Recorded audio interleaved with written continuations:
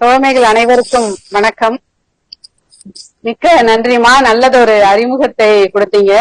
ஏன்னா அந்த மாதிரி படைப்புகள் சொல்லி அறிமுகப்படுத்தும் போது இன்னும் மென்மேலும் நம்ம நிறைய எழுதணும் அப்படிங்கிற ஒரு ஊக்கத்தை அது கொடுக்குது. ஏன்னா ஒரு விருதுகளை சொல்லி அறிமுகப்படுத்துவதை விட அந்த படைப்புகள் சொல்லி அறிமுகப்படுத்தும் போது நம்மளை இன்னும் கொஞ்சம் சரி செய்யணும், இன்னும் கூடுதல் பொறுப்போட இருக்கணும் அப்படிங்கிறத வலியுறுத்திக்கிட்டே இருக்கு. அதற்கு மிக்க நன்றி.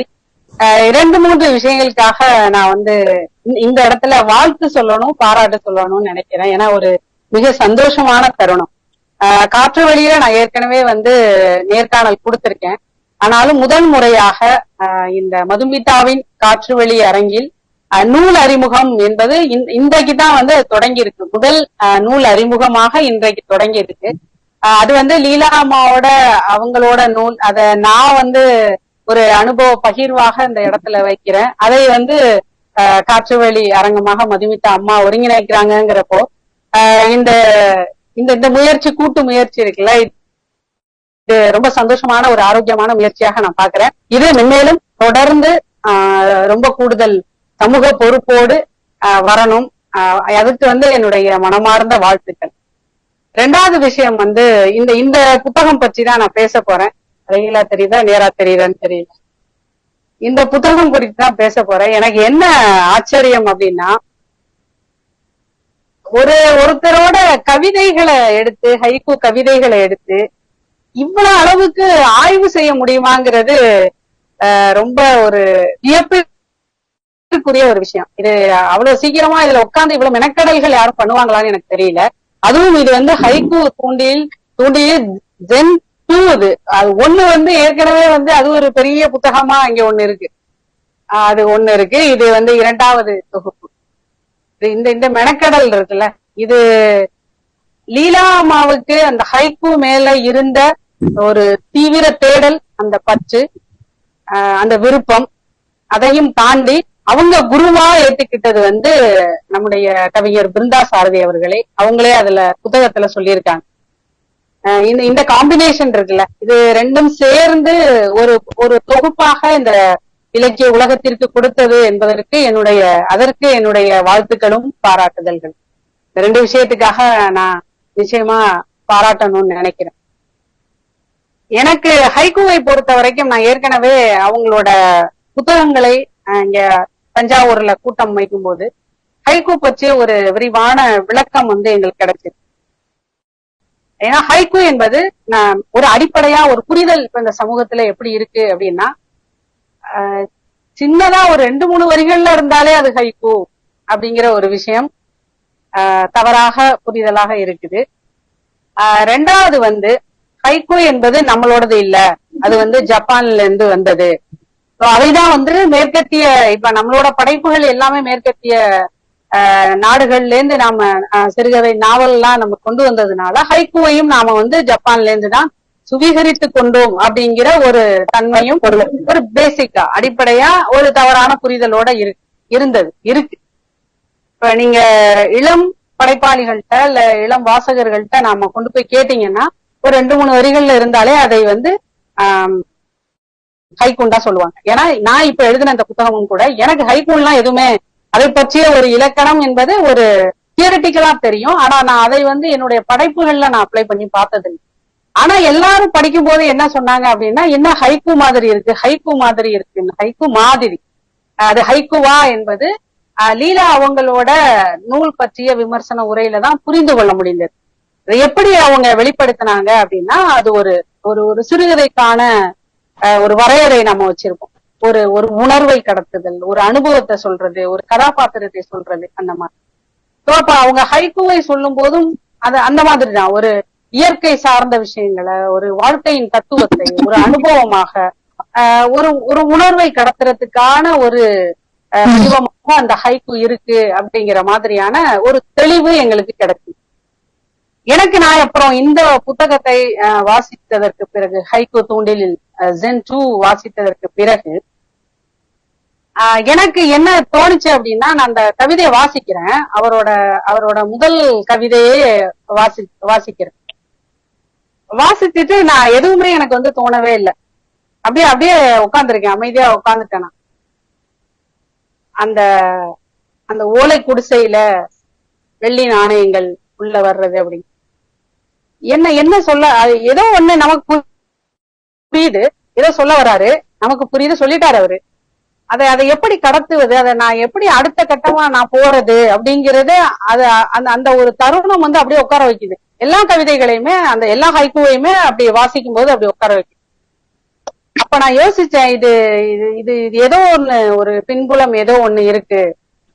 யார் அந்த பாஷோ அப்படிங்கறத நான் தேட ஆரம்பிச்சேன். ஏன்னா தொடர்ந்து இந்த புத்தகத்தை இவங்க வந்து மேற்கோள்கள் காட்டிட்டு இருக்கிறது வந்து பாஷோ அவர் தொடர்ந்து வராரு. எப்படி பிருந்தா சாரதி அவருடைய கவிதைகளை எடுத்து எடுத்து ஒரு ஒரு மிகப்பெரிய ஆய்வாக ஒரு விளக்க உரையாக கொடுத்துட்டே இருக்காங்களோ, அதே பேரலா ஜப்பானிய ஹைக்கூ கவிஞர்களை வந்து அப்படியே கொடுத்துட்டே வராங்க, அவங்களோட கவிதைகளையும் கொடுத்துட்டே வராங்க. எனக்கு ரொம்ப சந்தோஷமான ஒரு விஷயம் என்னன்னா, இந்த புத்தகத்துல எந்த ஒரு இடத்துலயும் பிருந்தா சாரதியின் ஹைக்கூ என்றோ பிருந்தா சாரதியின் கவிதைகள் என்றோ அவங்க சொல்லவே இல்லை. பிருந்தா சாரதியின் தரிசனங்கள் அப்படின்னு தான் அதை கொடுத்திருக்காங்க. அந்த இடத்துல ஒரு ஒரு ஜென்னிலே நம்மளால அந்த அந்த தரிசனத்தை, அந்த ஒரு கவிதையின் அந்த வரிகளின் வாழ்க்கையின் தரிசனத்தை நம்மளால உணர்ந்து கொள்ள முடியுது. அதை நான் தொடர்ந்து அதை வேற எங்கேயாவது அவங்க அப்படி பதிவு பண்ணியிருக்காங்களா ரொம்ப கான்சியஸா அது தரிசனங்கள் தான் கொடுத்திருக்காங்க. பிருந்தா சாரதியின் தரிசனங்கள் அப்படின்னு தான் கொடுத்திருக்காங்க. இது வந்து 16 கட்டுரைகள், வெவ்வேறு தொகுப்பில் இருந்து அவருடைய 16 ஹைக்கூக்களை எடுத்து அந்த 16 கட்டுரைகளாக கொடுத்திருக்காங்க. அதுல பார்வை 1, பார்வை 2, பார்வை 3 அந்த மாதிரி பிரிச்சிருக்காங்க. என்ன பார்வை அப்படின்னா, அவங்க எடுத்துக்கொண்டது அந்த பெரும்பாலும் இயற்கை தொடர்பான அந்த சுற்றுச்சூழல் தொடர்பான விஷயங்களை அந்த கவிதைகளுக்குள்ளிருந்து எடுக்கிறாங்க. 2வது வாழ்க்கை தத்துவம் எடுக்கிறாங்க. 3வது அதோட விடல அவங்க தமிழ் இலக்கியங்களில் என்னவா இருக்கு, அந்த ஹைக்கூ எப்படி வந்தது, அந்த சுற்றுச்சூழல் குறித்து அது பேசும்போது சிற்றுயிர்கள் குறித்தோ அல்லது மரங்கள் அந்த மாதிரி இருக்கும்போது அதை வந்து சங்க இலக்கியத்துல எப்படி சொல்லியிருக்காங்க, மற்ற தமிழ் இலக்கியங்களில் என்ன மாதிரியாக வருது அப்படிங்கிறதையும் அவங்க வந்து ஒரு மேற்கோள்களாக காமிச்சிட்டே வராங்க. அத கடைசியில வந்து ஓஷோவின் கதை ஒன்று அப்படி கொடுக்குறாங்க. ஓஷோவின் கதை நம்ம என்ன வாசிச்சுட்டே இருக்கும்போது ரொம்ப ஆர்வமா இருக்கு. என்ன ஆர்வமா இருக்குன்னா, இதுக்கு ரிலேட்டடா என்ன கதை வரும், அதுக்கு அடுத்து என்ன கதை வரும் அப்படிங்கிறது இந்த ஓஷோவின் கதையை பத்தி சும்மா சின்னதா அப்படி கொடுக்குறாங்க.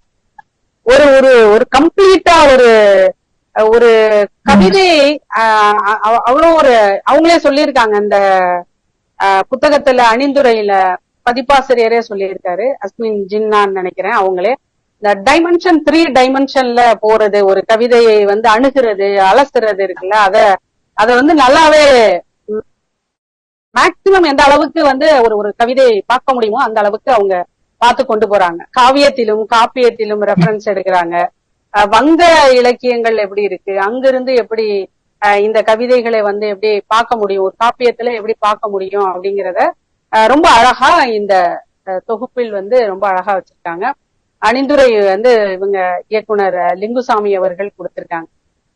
இது இந்த புத்தகத்தோட ஒரு ஸ்ட்ரக்சரா நம்ம பார்க்க முடியும். நான் வந்து ஃபர்ஸ்ட் நான் சொன்ன அந்த வரலாற்று விஷயங்களை எப்படி வந்திருக்கும், இது யாரு இவரு பாஷோ யாரு அப்படிங்கறத நான் கொஞ்சம் உள்ள போய் நான் அலசி பார்க்கும்போது புரிந்தது. இந்த வரலாறு எனக்கு புரிந்தது என்னன்னா, லீலா கொஞ்சம் ஆடியோ மீட் பண்றீங்களா? இதுல வந்து நான் பாஷோ பற்றி எப்படி நான் அதை புரிந்து கொள்கிறேன், அந்த வரலாறு எப்படி வந்திருக்கும், அவர் எப்படி இப்படி ஜென்னுக்குள்ள இந்த ஹைக்குக்குள்ள உள்ள வந்தார் அப்படிங்கிறதை நான் தேடி பார்க்கும்போது, அவர்தான் வந்து மட்சுவோ பாஷோ தான் வந்து கிபி 17ஆம் நூற்றாண்டில் அவர் எழுத ஆரம்பிச்சு அவர் தான் வந்து இந்த ஹைக்கூவின் தந்தையாக கருதப்படுகிறார். சோ அது எப்படி வந்தது அப்படின்னா, அந்த ஈடோ காலம், ஈடோ பீரியட்னு சொல்றாங்க, கிபி 1603 இருந்து 1867 வரை.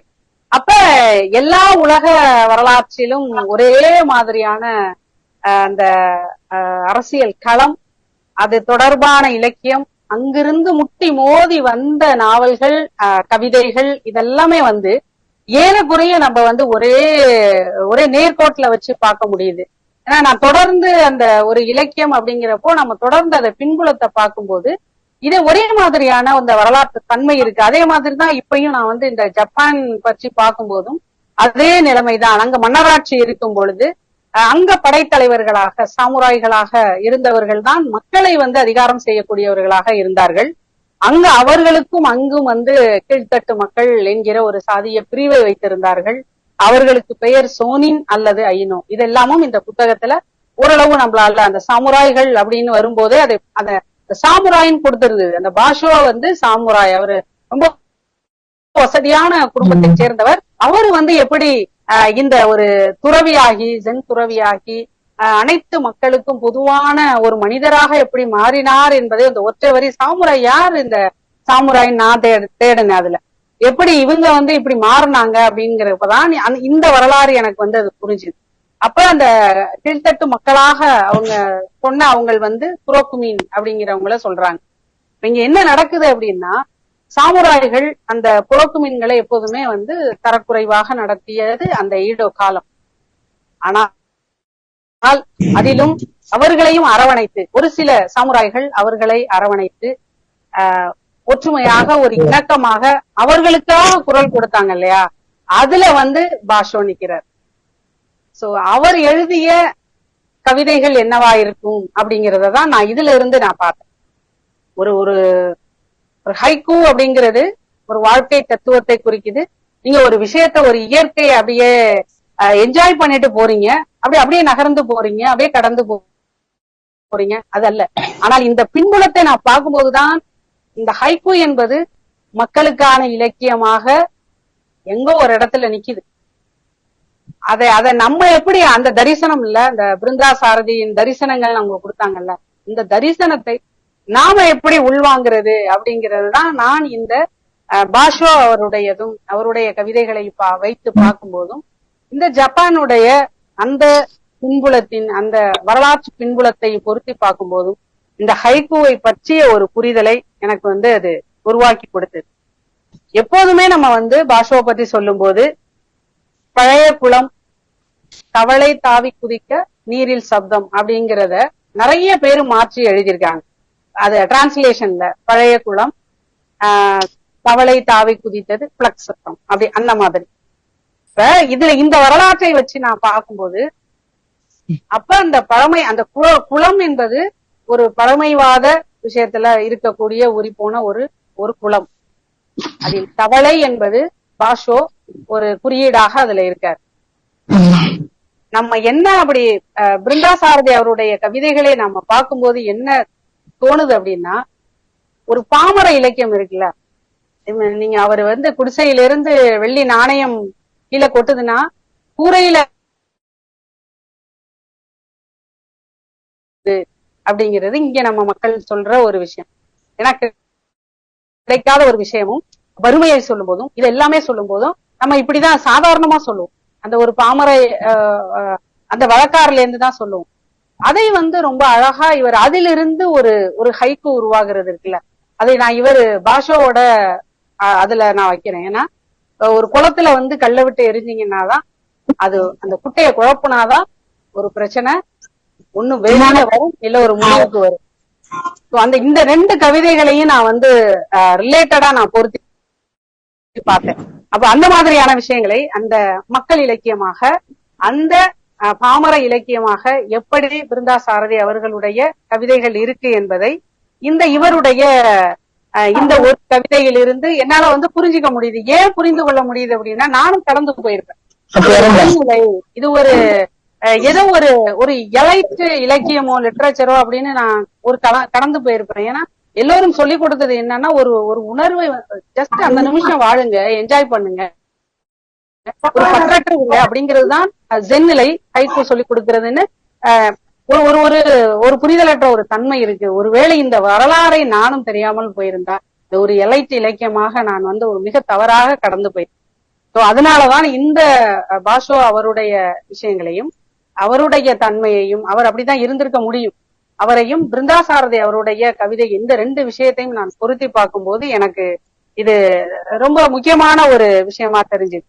இதை ரொம்ப லீலா அவர்கள் எப்படி எடுத்திருக்காங்க அப்படின்னா, ஒரு விஷயத்த அவங்க வந்து அப்படியே ஈஸியா கடந்துட்டு போகவே இல்லை. அவருடைய கவிதைகளை எடுக்கும் போது ஈஸியா கடந்துட்டு போகவே இல்லை. அவங்க சொல்றது எப்படின்னா, பாஷோவை வந்து தனது குருவாக தியோனி என்பவர் வந்து எப்படி ஏற்றுக்கொண்டாரோ அதே போல பிருந்தாசாரதி அவர்களுடைய அந்த மீன்கள் உறங்கும் குளம் என்கிற அந்த நூல்ல உள்ள அந்த ஹைக்கூவை இந்த இந்த இடத்துல நான் ரொம்ப ரசித்த ஒரு விஷயம், அந்த ஹைக்கூவை அந்த தொகுப்பில் உள்ள ஹைக்கூக்களை நான் குருவாக ஏற்றுக்கொள்கிறேன் அப்படின்னு அவங்க சொல்லியிருப்பாங்க.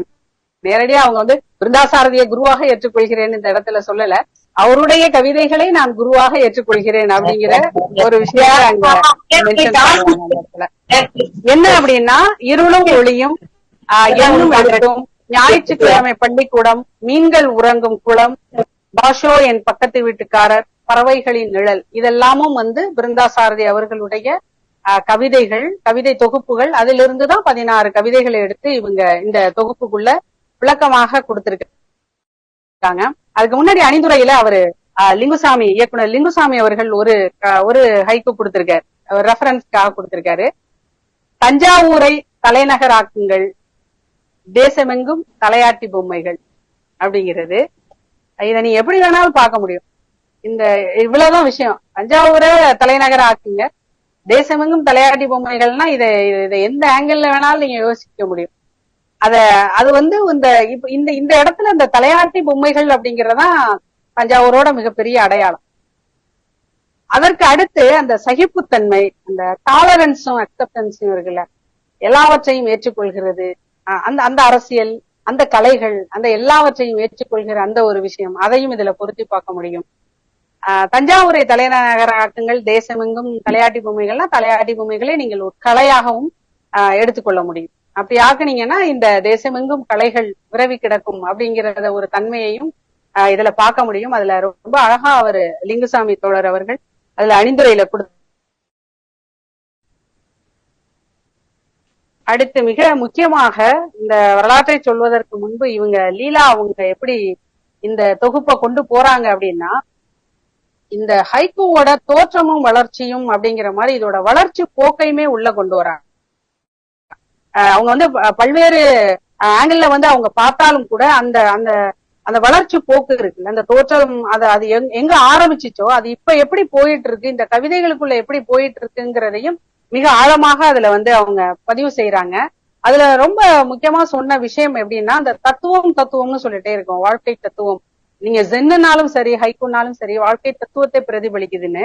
அப்ப அதுல என்ன சொல்றாங்க அப்படின்னா, அப்ப இந்துவோட அந்த மாயா தத்துவம், இஸ்லாமியர்களோட சூஃபி, பௌத்தத்தோட ஜென், இது மூன்றும் சேர்ந்து, இந்த மூன்றும் சேர்ந்து இப்ப இந்த பௌத்தம் இருக்குல்ல, இது மிக முக்கியமானது. பௌத்தம் மொழி எங்கெல்லாம், இந்த பாலி மொழி எங்கெல்லாம் போனுச்சோ அங்கெல்லாம் நமக்கு வந்து இந்த ஹைக்கூ ஜென் போயிருக்கு. ஜென் போன இடத்துல ஹைக்கூ கவிதை வடிவமாக நமக்கு வந்துருக்கு. அதையும் வந்து ஒரு ஒரு நல்ல விளக்கத்தோட அவங்க அதை கொடுத்திருக்காங்க. இந்த புரிதெல்லாம் இருந்தாதான் இவருடைய கவிதைகளை நாம புரிஞ்சுக்க முடியும். அந்த ஒரு நம்மள வந்து ஒரு கம்ஃபர்ட் ஜோன்ல லீலா வந்து அப்படி கொண்டு வந்து வைக்கிறாங்க. எடுத்த உடனே ஒரு கவிதையை கொடுத்து இதை சொல்லுது டைரக்ஷன், இந்த டைரக்ஷன்ல அவங்க போகவே இல்லை. இதெல்லாம் நமக்கு வந்து சொல்லி கொடுத்துட்டே வராங்க. இதெல்லாம் நீ இதுக்குள்ள வந்து நம்ம உள்ள போறதுக்கு நம்மளை தயார் செய்யற விதம் இருக்குல்ல, அது எனக்கு ரொம்ப முக்கியமா இதுல நான் கவனிச்சது என்னன்னா, போதி தர்மரை பற்றி அவங்க சொல்லியிருக்காங்க. போதி தர்மர் தான் இங்கிருந்து வந்து சீனாவுக்கு இதை கொண்டுட்டு போனது, ஹைக்கூ ஜென் ஹைக்கூவை கொண்டு போனது. சினிமாக்களை பாக்குற வரைக்கும் அந்த மருத்துவத்தை தான் வந்து போதி தர்மர் எல்லாம் பெரிய அளவுல கொண்டுட்டு போனதாக சொல்லிட்டே இருக்காங்க. ஆனால் ஹைக்கூவை கொண்டு போனது வந்து போதி தர்மர் அப்படிங்கிறது கிபி 516ங்கிறதை இந்த புத்தகத்தில் அவங்க பதிவு பண்ணியிருக்காங்க. அடுத்து சீனாவிலிருந்து தான், இது எடுத்த உடனே ஜப்பான்லாம் இல்ல, சீனாவிலிருந்து வியட்நாம், வியட்நாமிலிருந்து கிழக்கு கொரியா, அதற்கு பிறகுதான் ஜப்பான். இப்போ அந்த மாதிரி இந்த ஜென்னோட இந்த ஹைக்கூவோட வளர்ச்சி போக்கை இவங்க ரொம்ப அழகா இதுல பதிவு பண்ணிருக்காங்க. நிறைய ஐந்திணைகள், கருப்பொருள், இது எல்லாமே வந்து கொடுத்திருக்காங்க. இதெல்லாம் வந்து எவிடன்ஸா கொடுத்திருக்காங்க. சரிங்க, இது போயிடுச்சு, திரும்ப என்ன வருது, அப்படி இங்க எப்படி வந்தது, இப்ப இங்க இருந்து போயிருச்சு இல்ல, இப்ப எப்ப சமீபமாக என்ன ஹைக்கூ, இவங்கெல்லாம் இந்த ஹைக்கூ கவிஞர்கள்னு சொல்லிட்டு நிறைய மாநாடுகள் நடக்குது, நிறைய தொடர்ந்து எழுதுறாங்க. இளைஞர்கள் இப்போ ஹைக்கூக்குள்ள ரொம்ப ஆர்வமா இருக்காங்க. இது எப்படி திரும்ப யாரு உள்ள கொண்டு வந்திருப்பான்னா பாரதியாரை தான் சொல்றாங்க. பாரதியார் தான் ஒரு நல்ல ஹைக்கூ கவிஞர் அப்படிங்கறத அதையும் வந்து ஒரு ஆதாரத்தோட அவங்க தெளிவுபடுத்துறாங்க. சுருங்க சொல்லி விளங்க வைத்தல் அப்படிங்கிறது நம்ம இலக்கணங்கள்ல ரொம்ப தொடர்ந்து தமிழ்ல சொல்றது. அதுதான் ஹைக்கூ அப்படிங்கிறதுல இதா இருக்காங்க. இப்ப எனக்கு பிருந்தாசாரதி தோழரோட அந்த 16 கவிதைகளுமே ஹைக்கூக்களுமே மிகச் சிறப்பான ஒரு கவிதைகளா நான் பாக்குறேன். ஏன்னா இவங்க லீலா அவங்க வந்து அதை தேர்ந்தெடுத்துதான் உள்ள கொண்டுட்டு வந்திருப்பாங்க. ஏன்னா அவங்களா எத்தனையோ கவிதைகள் இருந்திருக்கும், அதுக்குள்ள தேர்ந்தெடுத்து இந்த 16 கவிதைகளை உள்ள கொண்டு வந்திருக்காங்க. இதுல தீராத தனிமை, பொட்டல் காட்டில் ஒற்றை செருப்பு, அந்த இவங்க ஹைகோ சொல்லும் போதே ஒரு காட்சிப்படுத்துதல் அப்படின்னு தான் சொல்லுவாங்க. ஒரு சீன் வந்து நம்ம கண்ணு முன்னாடி எப்படி கொண்டு வர்றது அப்படின்னு நீங்க நல்லா நினைச்சு பாருங்க. ரொம்ப பொட்டல் காடா நீங்க 2 விதமா பார்க்கலாம். அவர் கவிஞர் எந்த பகுதியை சேர்ந்தவர், எதை பார்த்து அவர் எழுதினாரு அப்படிங்கிறது. இங்க உள்ள பொட்டல் காடு, டெல்டாவில் உள்ள பொட்டல் காடு, இந்த தரிசு நிலம், சில நேரம் விவசாயம் செய்ய முடியாமல் பொட்டல் காடாக போகிற அந்த தரிசு நிலமும் கிடக்கு.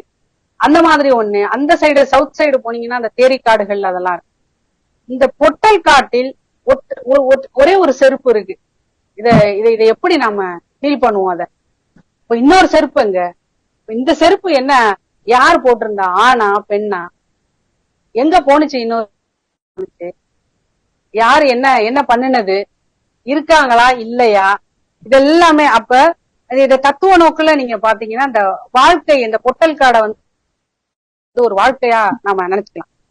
அந்த இந்த வாழ்க்கை என்னும் பொட்டல் காட்டுல நான் மட்டும் தனிமையில இருக்கேன் அப்படிங்கிற மாதிரி, அப்படி ஒரு தத்துவார்த்த ரீதியா கூட நாம அந்த தனிமையை வந்து புரிஞ்சுக்க முடியும். ஆனா அந்த தனிமைக்கான அவ்வளவு ஒரு விளக்கமும் அந்த காவிய எதுவுமே லீலா உள்ள கொண்டுட்டு வராங்க. என்னன்னா அந்த வங்கத்தில் இப்ப இங்கேயும் இருந்ததுதான், அப்ப வங்காளத்தில் இருந்த அந்த பால்ய விவாகம் பத்தியும், அதுல அந்த குலீன் மனமுறை அப்படி, அதாவது எப்படின்னா நீங்க பணம் கொடுத்து ஒரு பெண்ணை வந்து திருமணம் செய்து கொள்வது, எத்தனை பெண்ணை வேணாலும், பணம் உங்கள்கிட்ட நிறைய இருந்துச்சுன்னா நீங்க எத்தனை பெண்களை வேணாலும் திருமணம் செய்து கொள்ளலாம். அந்த ஒரு மனமுறையை உள்ள கொண்டு வராங்க. நான் ரொம்ப ரசித்த அந்த ஒரு விஷயம் என்ன அப்படின்னா, இதை வந்து ஒரு சாதிய இதுக்குள்ளேயும் கொண்டு வராங்க. அப்ப அந்த தேவதாசை எப்படி பார்ப்போம், அந்த பார்வதி தேவதாச, அதை எப்பயுமே நம்ம என்ன ஒரு பாடி ஒரு நாய்க்குட்டி ஒரு பக்கத்துல தேவதாசை நாம வந்து காட்சியாகவே நமக்கு கொடுத்துக்கிட்டே இருக்காங்க. ஆனா இங்க வங்க எழுத்தாளர் சரத் சந்திர சட்டோபாத்தியா அவரு வந்து எழுதினதா ஒரு விஷயத்த இங்க பதிவு பண்றாங்க. அவரோட ரிலேட்டிவ் வந்து நிருபமா அப்படிங்கிறவங்க, சொந்தக்காரவங்க அவங்க. இப்ப இந்த பார்வதி, அதாவது ரொம்ப அதீத காதல், தேவதாசோட அதீத காதல்ல இருந்து அது கிடைக்கல, அந்த காதல் கிடைக்கல, அவர் வந்து விட்டுட்டு போறாரு. அப்ப அதுல வந்து அந்த நோன்பு, கைமை நோன்பு இருக்கிறது, அந்த மாதிரியான விஷயங்களை வந்து இங்க இந்த இதுக்குள்ள வந்து அவங்க பதிவு பண்றாங்க. இப்ப இதோட அந்த தனிமை என்பது இதோட விடாம இந்த சாதியத்திற்குள்ளும் அந்த பால்ய விவாகத்திற்குள்ளும் இந்த காதலின் பிரிவு, ஒருத்தர் விட்டுட்டு போறது, அந்த சமூக முறைமை, இது எல்லாத்தையுமே இந்த ஒரு கவிதைக்குள்ள வந்து நாம வந்து பார்க்க முடியும். அப்ப அதோட நிறுத்தாம அவங்க மற்ற இலக்கியங்களிலிருந்தும் மற்ற எழுத்தாளர்களிலிருந்தும் எப்படி இதை வந்து கொண்டு வரலாம் அப்படிங்கறது வந்து ரொம்ப அழகா இதுல கடத்திருக்காங்க. அடுத்தது வந்து இப்போ நம்ம இதுல காமத்தொடர் ஆரம்பத்துல சொன்னது போல, பூக்கிறது காய்க்கிறது கனிகிறது மயானத்து மரமும்.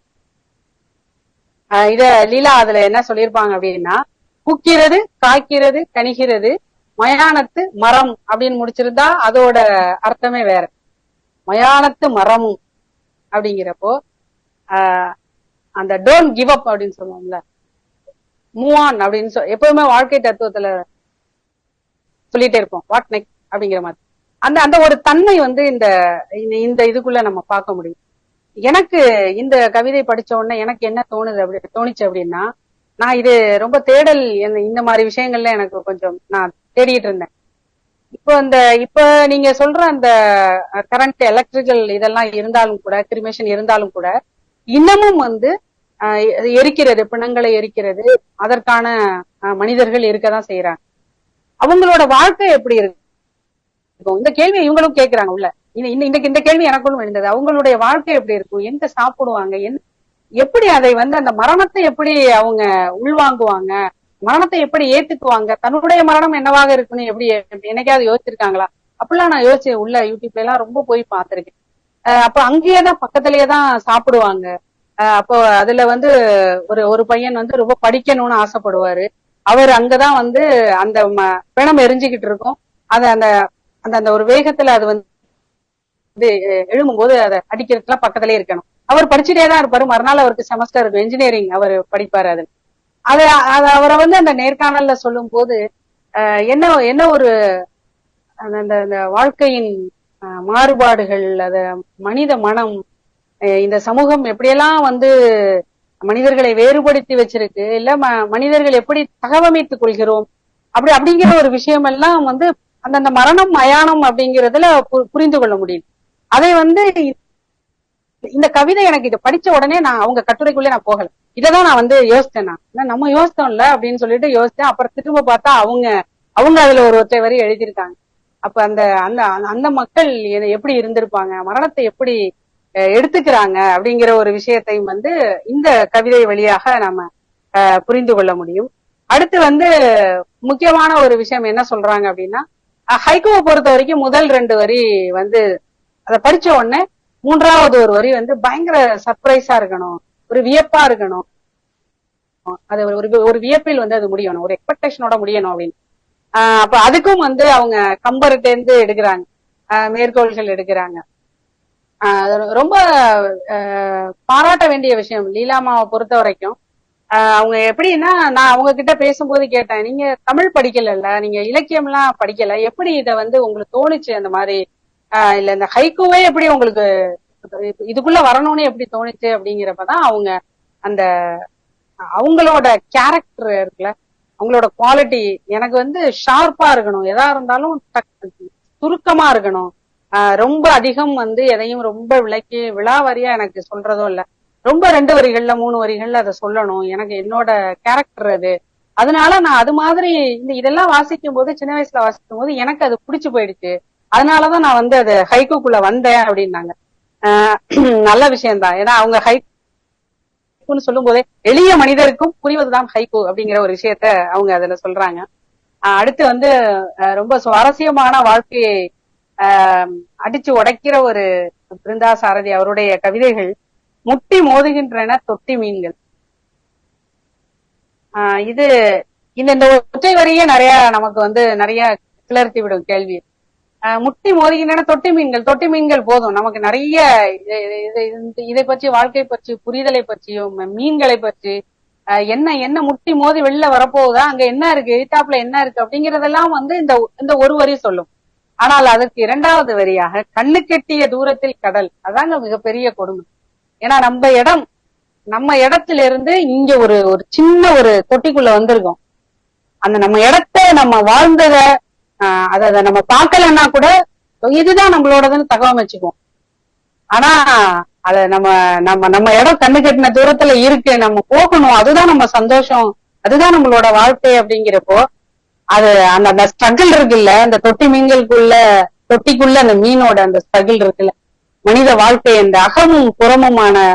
ஏன்னா தத்துவம்னு சொல்றப்ப அவங்க லீலா அதான் சொல்றாங்க, இந்த அகத்துக்கும் புறத்துக்குமான அந்த போராட்டம், அந்த முட்டி மோதுதல் இருக்குல்ல, அதுதான் வந்து ஒரு தத்துவமாக ஒரு ஹைக்குவாக வெளியில வருது அப்படிங்கிறாங்க. இத பார்க்கும்போது எனக்கு அப்படிதான் தோணுச்சு. ஒரு காட்சிப்படுத்து, ஒரு தொட்டி இருக்கு, அதுக்குள்ள மீன், அப்படியே நம்ம பார்த்தா அதுக்கு பேக்ரவுண்ட்லயே ஏதோ பெரிய கடல், அது நம்மளே வந்து உடைச்சு வெளில கடலுக்குள்ள போட்டலாமாங்கிற ஒரு சென்ஸ வந்து இந்த கவிதை வந்து ரொம்ப அழகா அது கொடுக்குது. ஆனா என்ன ஒண்ணு அப்படின்னா, இவங்க ரெஃபரன்ஸா கொடுக்கறது ஔவையார் அவரோட அந்த மூதுரையில கிட்டாதாயின் வெட்டன மர அப்படிங்கிறத ஒரு இதா கொடுக்குறாங்க. இது பாசிட்டிவாவும் நெகட்டிவாவும் இந்த இடத்துல நான் பார்க்கலாம் அப்படின்னு நினைக்கிறேன். ஏன்னா பார்த்துட்டோம், நமக்கான இடத்த பார்த்துட்டோம், முட்டி மோதியாவது அங்க போகணும் அப்படிங்கிறது ஒண்ணு. போகவே முடியாது, இவ்வளவுதான் வாழ்க்கை அப்படின்னா இதுக்குள்ளே நம்ம இதுக்குள்ளே வந்து நம்ம மரணித்து இப்படியே போயிருவோமா, சாக வேண்டாம்ல, தற்கொலை அப்படிங்கறதெல்லாம் போகாம இதுக்குள்ளே எப்படி கம்ஃபர்ட்டா வாழ முடியும் அப்படிங்கிறது ஒண்ணு. இன்னும் ஒண்ணு, இதுதான் வாழ்க்கையா? ஏன்னா இது இது நமக்கு பிடிச்ச வாழ்க்கை இல்ல, இதுக்குள்ளதான் நம்ம வாழணுமா அப்படிங்கிற ஒரு கேள்வியையும் இந்த கவிதை வந்து எனக்கு ரொம்ப அதிகமா எனக்கு கொடுத்தது. அடுத்ததாக என்னன்னா, மின்மினி பூச்சிகள் பற்றி நிறைய கவிதைகள்ல பேசுறாங்க. ஏன்னா இவங்க என்ன சொல்றாங்க, லீலா என்ன சொல்றாங்கன்னா, ஜப்பான் அவங்க இதை பொறுத்த வரைக்கும் இந்த மின்மினிகள், அந்த சரக்கொன்றை, இந்த மாதிரி தவளை, இந்த மாதிரி விஷயங்கள் வந்து தொடர்ந்து அவங்களோட ஹைக்கூக்கள்ல வந்துகிட்டே இருக்குன்னா, இப்ப இங்க நம்ம நம்ம தமிழகத்தில் எழுதக்கூடிய கவிஞர்களுடைய கவிதைகளிலும் ஹைக்கூக்களிலும் அந்த மின்மினி பூச்சிகள் வந்துகிட்டே இருக்கு. அதுக்கு அதோட விடல, அவங்க மின்மினி பூச்சியை அதோட விடல, அதுக்கு உள்ள ஒரு அறிவியல் பூர்வமான ஒரு விஷயத்தை உள்ள எடுக்கிறாங்க. ஏன்னா அந்த ஒளி, அந்த மின்மினி பூச்சிக்கான அந்த ஒளி, அது ஏன் அதுக்கு அப்படிங்கிற ஒரு விஷயம். அதை வந்து தூக்கணாங்குருவி வந்து எப்படி அதை ஒரு லைட்டா வந்து செட் பண்ணுது, உள்ள வந்து ஒரு சீரியல் பல்பு போட்டுக்குது அதோட ஒரு இதுக்குள்ள கூண்டுக்குள்ள. ஒரு தூக்கணாங்குருவி தன்னோட கூடுக்குள்ள எப்படி வந்து அத ஒரு லைட்டா கொண்டுட்டு வருது. இந்த இந்த இந்த இந்த சுற்றுச்சூழலியல், இந்த நிறைய அந்த உணவு சங்கிலி குறித்து, சூழலியல் குறித்து நிறைய விஷயங்களை வந்து இவங்க உள்ள அலசி பாக்குறாங்க, பொருத்தி பாக்குறாங்க.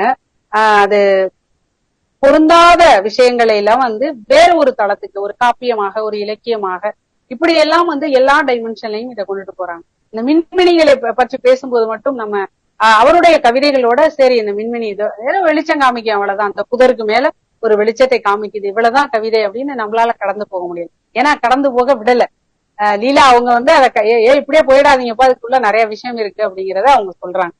இப்ப அந்த இணை பூச்சிகளோட இணை சேரும் போது எப்போதுமே வந்து அந்த சூழலியலை பொறுத்த வரைக்கும் நிறைய சுவாரஸ்யமான விஷயங்கள் உண்டு. அதுல ரொம்ப ரொம்ப நேரம் வந்து அந்த ஒளி இருக்கும்போது எந்த மின்மினி பூச்சிக்கு அதிகம் இருக்குதோ அதை வந்து அந்த பெண் தன்னுடைய இணையை வந்து பெண்ணை கவர்வதற்காக அது செய்யுது அப்படிங்கிறதை பதிவு பண்றாங்க. தூக்கணாங்குருவி நாம பார்த்திருப்போம், அந்த அந்த இதுக்குள்ள வந்து இந்த வெளிச்சத்துக்காக இதெல்லாம் வைக்குது. இதையும் அறிவியல் பூர்வமாக ரொம்ப அழகா கடத்துறாங்க. பிக் பேங் தியரிய வந்து 2-3 இடங்கள்ல கொடுக்குறாங்க. இந்த அண்டத்தோட பெருவெடிப்பு பின்னாடி ஒரு ரொம்ப நல்ல கவிதை ஒண்ணு வரும். அதுல வந்து அந்த விண்மீன்கள், மீன்களுக்கு அந்த அதுக்கு இடையிலான அந்த ஒரு ஒரு ஒரு மேஜிக்கல் ரியலிசம் அதுக்குள்ள இருக்கும், அதுக்குள்ள ஒரு வாழ்க்கை தத்துவம் இருக்கும், அதுக்குள்ள ஒரு பிக் பேங் தியரியும் இருக்கு. இது எல்லாமே வந்து இந்த கவிதைக்குள்ள அவங்க கொண்டுட்டு வராங்க. அடுத்ததாக என்னன்னா, விதைக்குள் இருக்கிறது பிரபஞ்சத்தின் மூலப்பத்திரம். இவ்வளவுதாங்க, முடிஞ்சிருச்சு. வடிவேல் சொன்ன மாதிரி பஞ்சாயத்து முடிஞ்சிருச்சு, எல்லாம் வெளியில போங்க அப்படிங்கறதுதான். விதைக்குள் இருக்கிறது இந்த பிரபஞ்சத்தின் மூலப்பத்திரம்.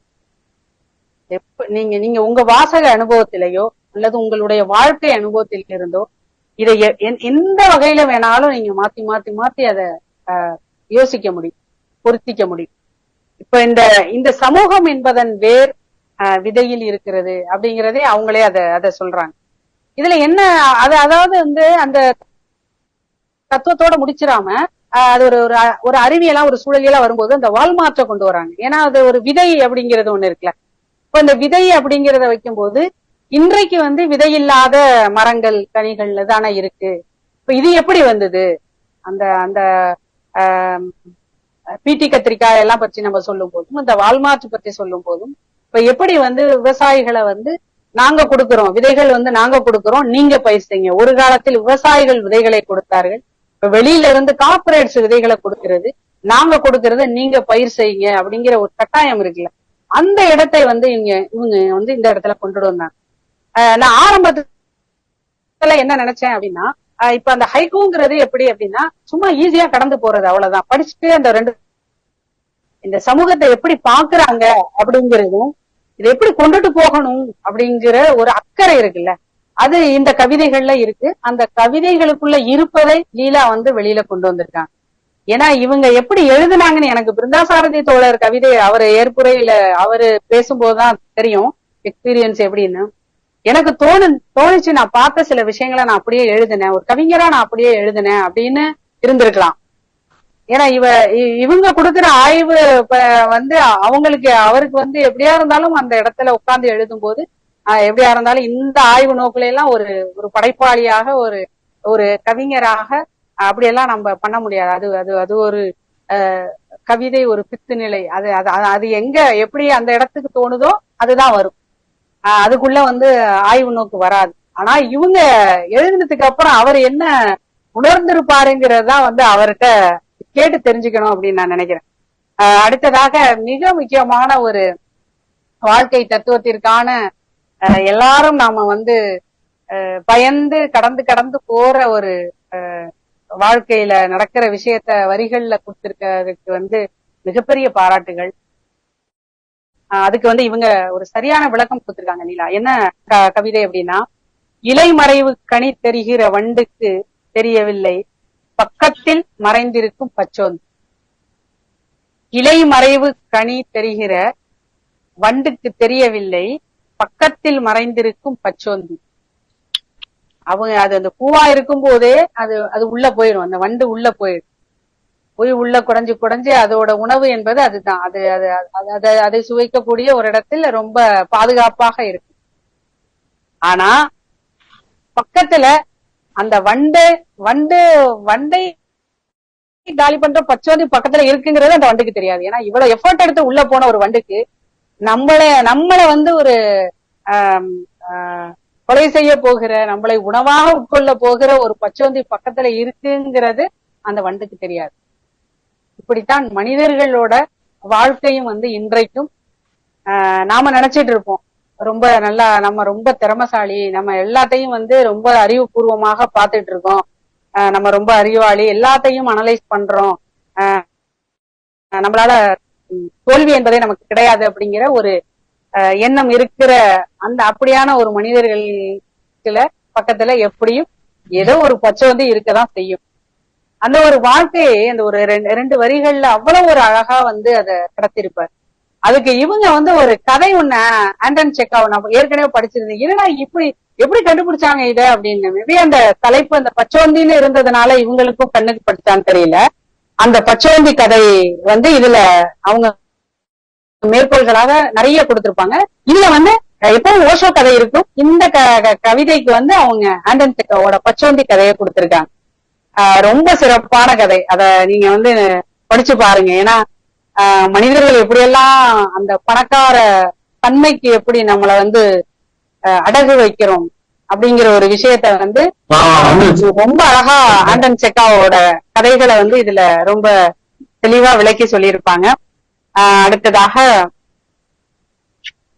அந்த நான் சொன்ன அந்த மீனுக்கும் விண்மீனுக்குமானது நிறைய உணர்வுகளை, நிறைய அனுபவங்களை கிளர்த்தி விட்ட ஒரு கவிதை இது. மீன்கள் உறங்கும் குளம், விண்மீன்களை ரசித்தபடி தூண்டில்காரன். மீன்கள் உறங்கும் குளம், இத படிச்ச உடனே மீன் உறங்குமா அப்படின்னு நான் எனக்குள்ள கேட்டுட்டேன். மீன் எப்படி உறங்குமான்னு அப்படியே உட்கார்ந்துருங்க. ஆனா லீலா அவங்களோட கட்டுரைகளை பின்னாடி வரும்போது அவங்களும் அதே கேள்வியை நமக்கு முன்வைக்கிறாங்க. உறங்குமா என்கிற ஒரு கேள்வி உங்களுக்கு வந்திருக்கும் அப்படின்னு. அதுக்கு ஒரு அழகா ஒரு சயின்டிபிக் இது கொடுக்குறாங்க. மீன்கள் வந்து மீன்களும் மனிதர்களை போல அந்த நிறத்தை வந்து ஐடென்டிஃபை பண்ணும். ஆனா அது பகல்ல தான் பண்ணும், இரவுல அதால பண்ண முடியாது. அதனால அது அசையாமல் அப்படியே இருக்கும். அப்ப இந்த ஒரு சயின்டிபிக் தியரிய வந்து இதுக்குள்ள உள்ள கொண்டு வராங்க. என்ன இந்த படம் என்ன சொல்லும் அப்படின்னா, இந்த படம் யாரு வரைஞ்சா உள்ள ஒவ்வொரு இதுக்கும் தெரியல. அது எப்படி இருக்கும்னா, அந்த நிலப்பிறை இது மாதிரி இருக்கும். அதுல வந்து தூண்டில்கார் உட்காந்து அந்த அந்த பிறைக்கு பின்னால தூண்டில போட்டு அந்த நட்சத்திரத்தை தான் அந்த தூண்டில இருக்கும். அதுல மீன் இருக்காது, நட்சத்திரம் தான் இருக்கும். கீழே வந்து மீன் வந்து இப்படி உறங்குற மாதிரி கிறிஸ் கிராஸா அந்த ஒரு படம் வந்து அதுல வரைஞ்சிருப்பாங்க. நிறைய விஷயம் வந்து இதுல எனக்கு தோணுச்சு. மீன்கள் உறங்கும் குளம், மீன்கள் உறங்குனா அந்த குளம் என்னவா இருக்கும் அப்படிங்கிற ஒரு ஒண்ணு. அப்ப இந்த இடத்துல எனக்கு ஒரு கேள்வி என்ன வந்துச்சுன்னா, இப்ப விண்மீன்கள் உறங்கும் குளம், மீன்கள் உறங்கும் குளம், அவர் ஏன் விண்மீன்களை ரசித்தபடி தூண்டில் போட்டுட்டு இருக்காரு, இங்க ஏன் மீன் உள்ள உறங்கிட்டு இருக்கு இப்படிங்கிற கேள்வி எல்லாம் நமக்கு வருது. அப்ப விண்மீன்கள் வந்து அதோட எப்படி விண்மீன்கள் உறங்க வாய்ப்பு இல்லை, விண்மீன்கள் வந்து பிளிக்கர் ஆயிட்டே தான் இருக்கும். நிறைய வந்து அதுக்குள்ள உட்கார்ந்து யோசிச்சா அந்த ஒரு கவிதையே நிறைய ஆய்வுகளை வந்து கிளர்த்தி விடும். நீங்க இந்த இன்ட்ராக்ஷன்ல வந்து உங்களுக்கு எப்படி அது என்ன புரிதலை கொடுக்குது அப்படிங்கிறதை நீங்க இதோட நீங்க நமக்கு இதை சொல்லிக்கலாம். அடுத்ததாக வந்து இறுதியாக அந்த இருளின் தடம் அப்படிங்கிறது நிறைய இருள் பற்றி நிறைய கவிஞர்கள் நிறைய தத்துவங்களையும் சொல்லியிருக்காங்க. இருளை ரொம்ப ரசிக்கக்கூடியதாகவும் சொல்லியிருக்காங்க. இதுல இருளை நாம ரொம்ப ரசிக்கக்கூடியதாக இருக்கு. இறக்கி வைக்க முடியாத சுமையை இறக்கி வைத்தது ஒரு சொட்டு கண்ணீர். இது ஒரு கவிதை, அவரோட இது ஒரு கவிதை, மிக முக்கியமான கவிதை. இதுக்குமே ஆணின் அதோட விடல அவங்க அந்த கண்ணீரை. இது நமக்கு வெளிப்படையா தெரியும். ஒரு ஒரு ஒரு சுமையை நீ அழுகுறு. நிறைய மரண வீடுகள்ல நான் பார்த்திருக்கேன். ரொம்ப தாங்க முடியாத இதோட அழுகவே மாட்டாங்க. அப்படியே ஒரு பேச்சு மூச்சு இல்லாம அப்படியே உட்கார்ந்துருப்பாங்க. அந்த மாதிரியான மனிதர் அழுகுறு, தயவு செய்து அழுகுறுன்னு சொல்லி பக்கத்துல உட்காந்துக்கவங்க சொல்லிட்டே இருப்பாங்க. கண்ணீருக்கு அவ்வளவு ஒரு வலிமை உண்டு. இந்த வலியை கடத்தக்கூடிய வலிமை கண்ணீருக்கு உண்டு. அப்ப இது அவங்க அந்த கண்ணீரோட விடாம அந்த ஆண் கண்ணீர் எப்படி இருக்கும், பெண் கண்ணீர் எப்படி இருக்கும். ஆண் கண்ணீருங்கிறது அந்த இடத்துல ஒரு ஒரு ஒரு டக்குன்னு அந்த இடத்துல எஸ்கேப் ஆகிற மாதிரி, அந்த இடத்த விட்டு நகர்ந்துருவாங்க ஆண்கள். ஆனா பெண்கள் அதை ரொம்ப அமைதியா ஹேண்டில் பண்ணுவாங்க அப்படிங்கறதை இங்க மிகச்சிறப்பா அதுல சொல்லியிருப்பாங்க.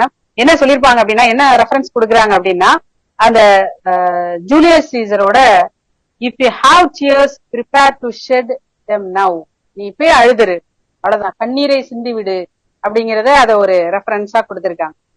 நிறைய விஷயங்கள் இந்த மாதிரி கண்ணீர் அப்படிங்கறதோட நிறுத்தாம அதுக்கான தொடர்புடைய பல விஷயங்களை அதுல கொடுத்திருக்காங்க.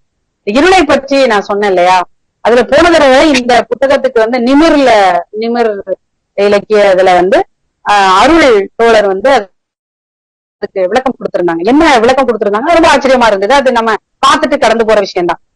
ஒரு தீபம் இருக்கு அப்படின்னா, ஒரு விளக்கு இருக்கு அப்படின்னா, அதுல அந்த சுடர் இருக்கும் அந்த எல்லோ கலர்ல.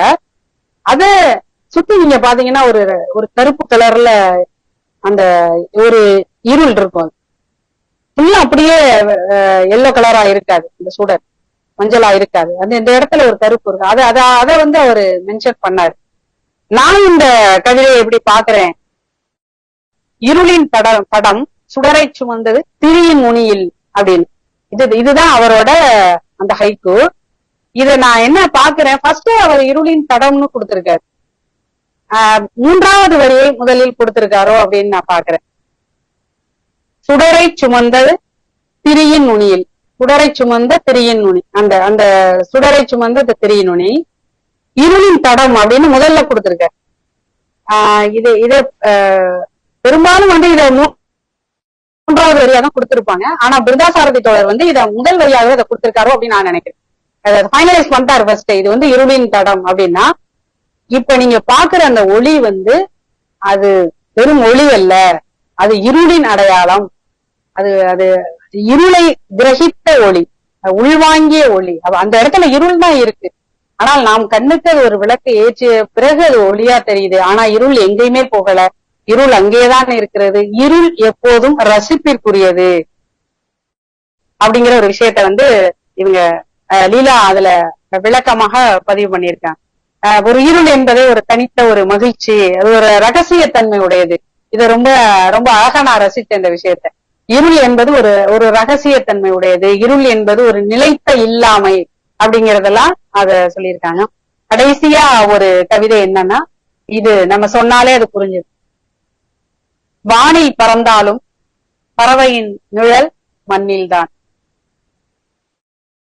அது நிறைய இதுக்குள்ள சொல்ல முடியும். நம்ம இந்த கிராமங்கள்ல சொல்றது போல இதுக்கு நிறைய உதாரணங்கள் சொல்லுவாங்க. கிராமங்கள்ல நீ என்னதான் உயர பறந்தாலும் அந்த ஊர்க்குருவி பறந்தா ஆகாது அப்படிங்கிறது, நீ எவ்வளவுதான் எண்ணெயை தடவிட்டு மண்ணுல புரண்டாலும் ஒட்டுறதான் ஒட்டும் இப்படிங்கிறதெல்லாம் நான் அதான் சொன்னேன். அவரு பிருந்தாசாரதி அவருடைய கவிதைகள் இந்த மண்ணிலிருந்து உருவாகி இருக்கிறது என்பதை நாங்க அதை ஒரு ஹைக்குவா, ஒரு மக்கள் இலக்கியமாக, ஒரு பாமர எழுத்தாக இதை நம்ம பார்க்கணும். அப்படிதான் நான் பாக்குறேன். மற்ற அந்த பற்றற்ற தன்மை எல்லாவற்றிலிருந்து விடுபட்டு அப்படி ஒரு துறவாக ஒரு இலக்கியத்தை பார்க்காம, ஒரு மக்களுக்கு தன்னுடைய சுயநலம் எல்லாம் இல்லாம தனக்கான எதையும் யோசிக்காம அடுத்தவர்களுக்காக யோசிக்கிறது இருக்குல்ல. நம்ம ஏதோ ஒரு உணவு எங்கேயோ ஒண்ணு கிடைக்குது, அங்க சாப்பிடுறோம், அப்படியே போறோம் அப்படின்லாம் அந்த துறவு இல்லாமல் ஒரு இந்த சமூகத்திற்கான ஒரு துறவு, தனித்த துறவாக இல்லாமல் இந்த சமூகத்திற்கான துறவாக இந்த ஹைக்கூ மாறும் மாறுகிறது என்று நினைக்கிறேன். ஏன்னா இதை நான் படிச்சதற்கு பிறகு நான் முன்னாடி இருந்த என்னுடைய பார்வை வேறு.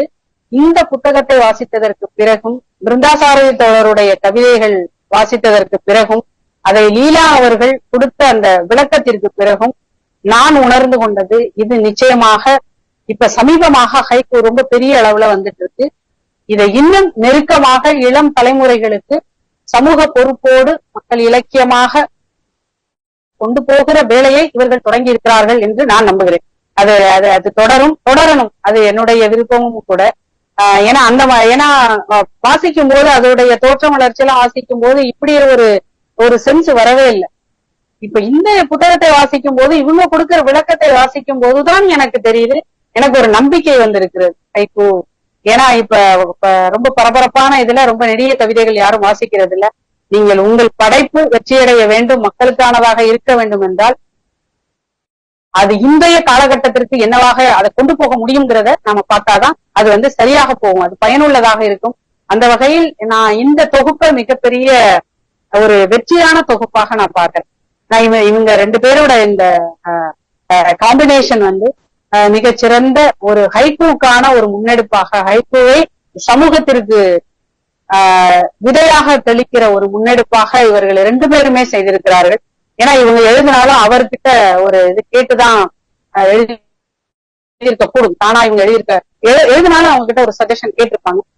இந்த ரெண்டு பேரும் சேர்ந்து இந்த ஹைக்கூ உலகில் மிகப்பெரிய ஒரு சமூக புரட்சியை, ஒரு மாற்றத்தை நீங்க உருவாக்க வேண்டும் என்று நினைக்கிறேன். ஏன்னா பாஷோவின் பக்கத்து வீடு என்கிற போது அதனுடைய வாசனை நிச்சயமாக வரும், அதனுடைய தாக்கம் இருக்கும். அவர் நிச்சயமாக எளிய மனிதர்களுக்கான ஒரு கவிஞராக தான் இருந்திருப்பார். அதன் வழியில் வந்த நீங்களும் அதை நோக்கிதான் போறீங்க, அப்படிதான் நான் உணர்றேன். பின்னாடி வரக்கூடியவர்கள் அந்த எப்படி அதை கலந்துரையாடல்ல பதிவு செய்யறாங்க அப்படிங்கிறத நம்ம பார்க்கலாம்.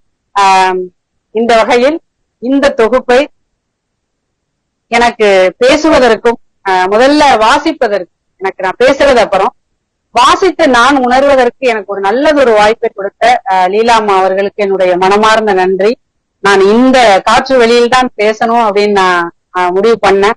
அதற்கு மதுமிதா அம்மாவுக்கும் பிருந்தாசாரதி தோழர் மிகப்பெரிய ஒரு தாக்கத்தை, ஒரு நல்ல புரிதலை, இந்த சமூகத்திற்கான புரிதலை 2 வரிகளில் 3 வரிகளில் கிளர்த்தி இருக்கிறார். அவருக்கும் என்னுடைய மனமார்ந்த நன்றியை தெரிவித்துக் கொள்கிறேன்.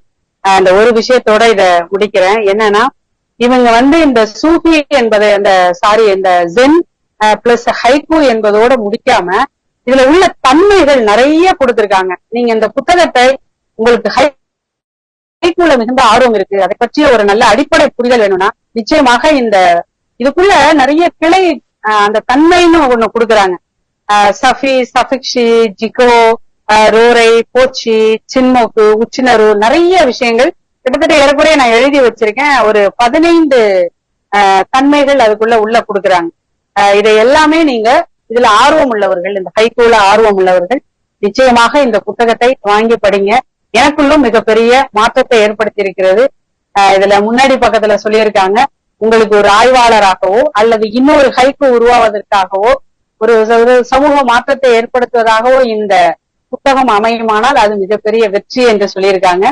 நிச்சயமாக இந்த புத்தகம் மிகப்பெரிய வெற்றியை ஏற்படுத்தி இருக்கிறது. தொடர்ந்து பயணிப்போம். வாய்ப்பு அளித்தமைக்கு நன்றி தோழமைகளே, நன்றி.